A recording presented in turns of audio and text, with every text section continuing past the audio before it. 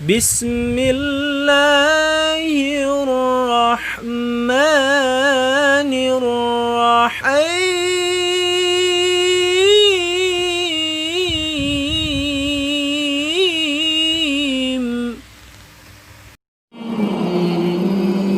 Rasulullah Shallallahu Alaihi Wasallam mengatakan, menjelaskan di dalam salah satu hadis yang sahih, Allah itu kalau jatuh cinta kepada hambanya, ketika Allah jatuh cinta kepada hambanya, Allah itu akan memanggil malaikat Jibril.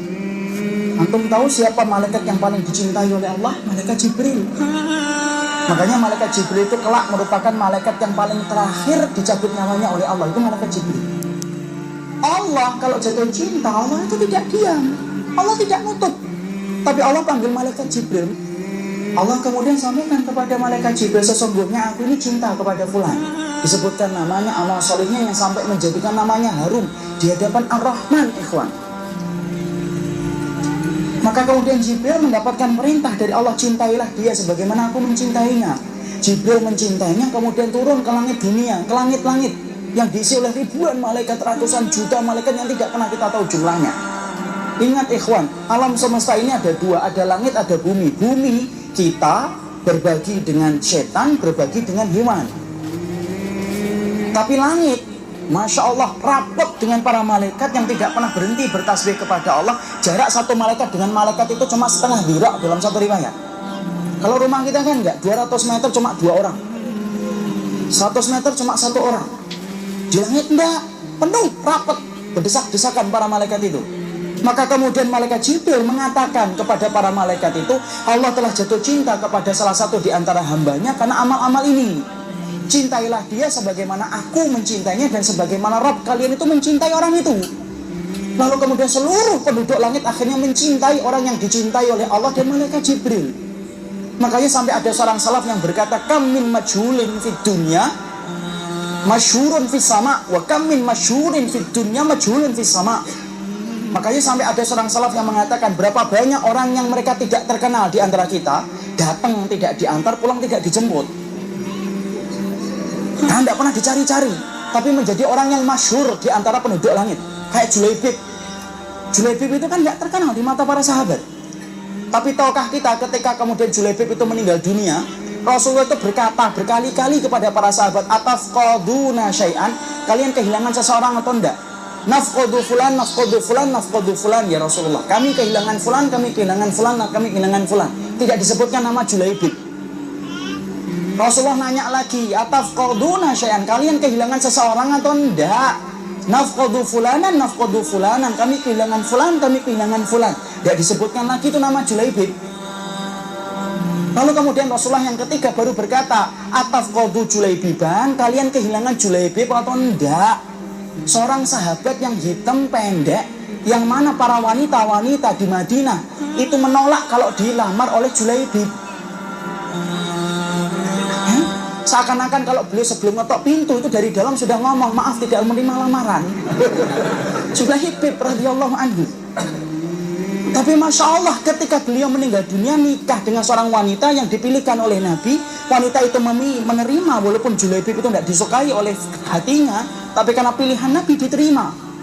Julaibib belum kemudian mencampuri wanita yang telah dinikahkan oleh Rasulullah bersama Nabi, meninggal. Ketika meninggal, yang pertama kali dicari itu Julaibib. Sampai akhirnya Rasulullah itu ketemu dengan Julaibib, maka Rasulullah itu menjadikan kedua tangannya menjadi kasur bagi Julaibib. Sampai Julaibib berkata, huwa minni wa ana minhu. Saya itu asalnya saya ini dari Julaibib dan Julaibib itu bagian dari diriku. Suf, tidak terkenal padahal. Sama dengan tadi. Berapa banyak orang yang tidak terkenal di antara kita, terkenal di antara penduduk langit ketika amalannya itu mengetuk-ngetuk pintu langit setiap waktunya. Kenapa? Ikhlas dan itibaknya. Dan berapa banyak orang yang terkenal di mata kita tapi tidak terkenal di antara penduduk langit. Kenapa? Hatinya hitam dan amalannya tidak itibak. Makanya ketika para malaikat telah jatuh cinta, apa yang dilakukan oleh malaikat?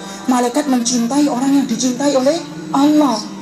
Ikhwan, dicintai oleh para malaikat. Apa yang dilakukan oleh malaikat ketika mereka jatuh cinta? Disebutkan oleh Syekh Shalih Munajjid dalam kemudian penjelasan beliau. Kalau dia menyetir sebuah ayat, Innal ladzina qalu rabbuna Allah tsumma istaqamu tatanazzalu 'alaihimul malaikah alla takhafu wa la tahzanu wa abshiru bil jannati allati kuntum tu'adun. Untuk apa ayatnya? Barang siapa yang mengatakan Rabb kami adalah Allah, kemudian mereka istiqamah, tatanazzal nuzuluhu mutakariron, turun berkali-kali para malaikat untuk menguatkan orang yang istiqamah ketika mereka dicintai oleh Allah. Apa yang dikatakan malaikat ketika turun kepada orang-orang yang Allah cintai karena istiqamahnya? Malaikat itu berkata, Allah takhafu. Yang kamu takutin apa? Wala tahzanu, yang kamu sedihkan apa? Wa abshiru bil jannah, dan kamu itu telah diberitakan dengan surga. Imam Ibnu Katsir berkata, tusajji'uhum. Malaikat itu sengaja turun berkali-kali untuk menguatkan orang yang beriman supaya mampu untuk melewati setiap ujian tanpa takut dan khawatir. Dan yang menguatkan siapa? Orang yang Allah cintai. Malaikat, ikhwan. Antum bisa bayangkan kalau dikuatkan malaikat itu sekuat apa? Antum pernah ngikutin motivator, orang training. Ada kan motivator-motivator hebat dan handal Indonesia. Ada Mario Teguh, ada Ari Ginanjar. Yang mana kalau kita ngikutin training mereka, Masya Allah, kita bisa berubah. Kenapa? Kekuatan kata-kata yang disusun oleh mereka. Mereka dibayar mahal betul untuk kemudian memberikan kekuatan kepada orang supaya berubah. Saya cuma bayangkan sederhana. Kalau motivator kayak Bapak Mario Teguh, Ari Ginanjar, Andre Wongso mampu memberikan spirit bagi orang untuk berubah. Antum bayangkan kalau yang menurunkan itu malaikat itu kayak apa? Kuat, luar biasa itu. Kenapa? Yang menurunkan malaikat, yang menguatkan malaikat. Sampai kita mendapati lihat orang yang beriman. Ujiannya berat, ikhwan. Benar. Kita tidak mengingkari ujian orang yang beriman itu berat. Tapi antum harus ingat, pertolongan Allah lebih besar daripada ujian yang Allah berikan. Dan di antara pertolongan Allah itu apa? Malaikat yang Allah turunkan.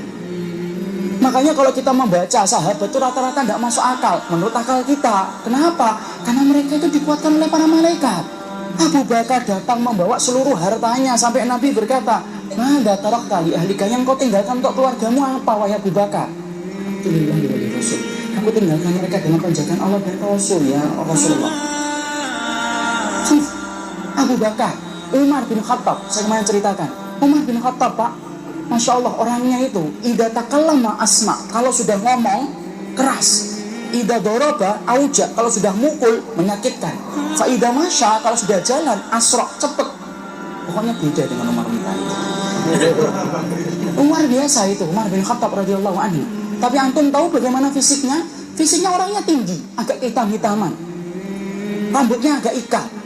Kemudian Umar bin Khattab diceritakan oleh Ibnu Jauzi, di pipinya itu ada garis menghitam. Ibnu Jauzi menceritakan kenapa ada garis menghitam, ikhwan. Bekas rotil buka min khasyatillah, karena banyaknya sering menangis Umar bin Khattab itu sampai bekas di pipinya. Untuk bisa bayangkan sebanyak air mata apa yang diteteskan oleh Umar bin Khattab dan sesering apa sampai hitam pipinya Umar bin Khattab. Biasanya pipi kita hitam apa? Jerawat batu, nggak sembuh-sembuh. Umar bin Khattab, ya Allah, saya ketika membaca lembaran itu cuma husnudzon. Kenapa ya para sahabat luar biasa mereka di dalam keimanan mereka? Karena mereka itu dikuatkan oleh para malaikat. Makanya jangan-jangan kita yang sholat malam sudah pasang alarm 10 lewat semuanya. Jangan-jangan kita ini belum dibantu oleh malaikat. Membawa uang 100.000 ke masjid untuk sedekah itu sudah terasa besar banget. Tapi ketika kita bawa 100.000 ke bengkel terasa sedikit banget. Jangan-jangan kemudian kita mawas diri untuk mengukur, jangan-jangan kita ini belum turun kepada kita ini malaikat. Kenapa? Kalau kita termasuk orang yang dicintai oleh Allah, Allah turunkan malaikat. Dan Allah mengkuatkan hati orang yang beriman itu, Allah tidak kuatkan secara fisik, Allah kuatkan secara hatinya. Makanya orang yang beriman itu kadang-kadang badan mereka kecil, ikhwan, tapi hati mereka yang kuat. Berapa banyak orang yang fisiknya bagus, tapi ketika kemudian dia rajin fitness, sholat di belakang imam kepanjangan dikit, kakinya gemeter. Tapi ada orang yang tampaknya kurus, tapi Masya Allah, ketika dia sholat sampai 2 jam, 3 jam, tidak terasa. Padahal makanannya berbeda kualitasnya daripada yang pertama. Kenapa? Allah kuatkan hati melalui para malaikat yang Allah turunkan. Itu yang dikatakan oleh Allah dalam surat Fussilat tadi. Makanya Masya Allah, kisah orang yang beriman itu menggetarkan jiwa. Makanya sampai kemudian dikatakan tidak ada orang yang paling hebat dalam iman kecuali adalah orang-orang yang beriman dan solih kepada Rabb-nya. Sampai Allah kuatkan hati mereka.